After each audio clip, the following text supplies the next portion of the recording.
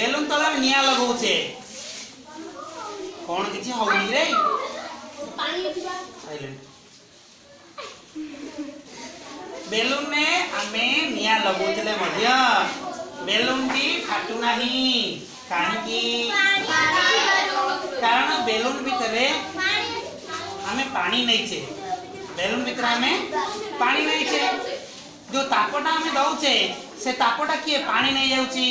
तेणु balloon T तरलिया पे जेती ताप दरकार है से ताप से पाई पारु नाही कारण पानी नहीं जाउची से तापटा एतरे पानी गरम होउची किंतु बेलून फाटुनी